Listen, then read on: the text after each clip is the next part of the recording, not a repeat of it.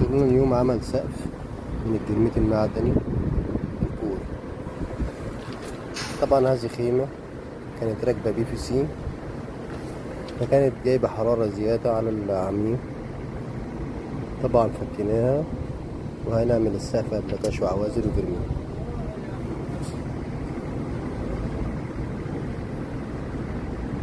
طبعا العلم ان افضل شيء بالنسبة للأسقف تركيب الجرميت مع أبلكاش وعوازل مائية وحرارية، أفضل من الخيمة الصوف أو الخيمة البلاستيك أو الشينكو.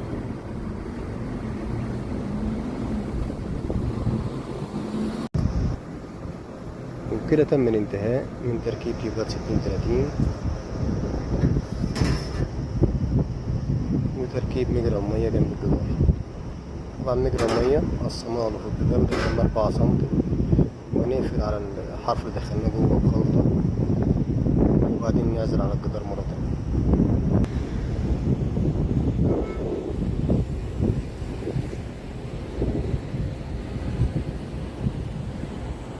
الآن بيتم تركيب أبلكاش 9 مللي أندونيسي.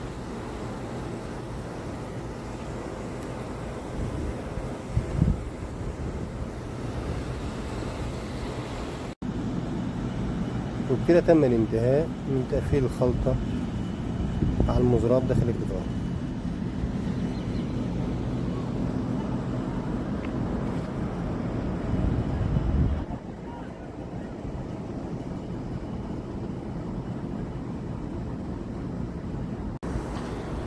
وبكده تم الانتهاء من تركيب أبلكاش 9 مللي أندونيسي.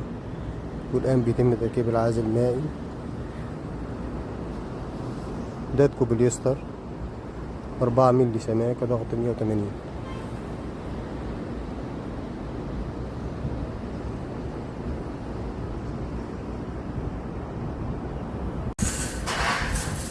وبكده تم الانتهاء من تركيب العازل المائي. طبعا هنا عزلنا المزراب كامل على الجدار علشان نضمن ما يفي اي تهريب بعد كده ولا اي شيء.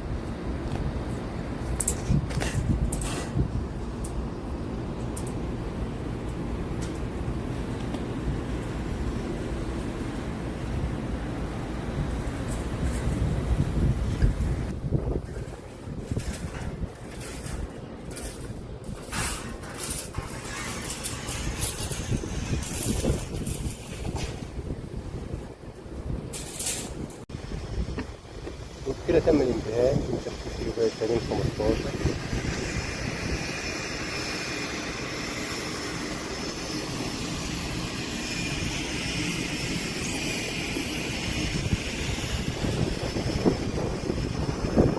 والآن بيتم تركيب عازل حراري كويس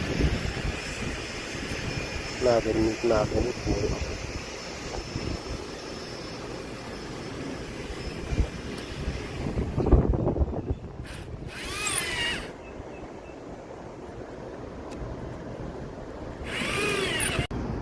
وبكده تم الانتهاء من تركيب جرميت كوري لون رمادي. والآن هيتم تركيب الزوايا.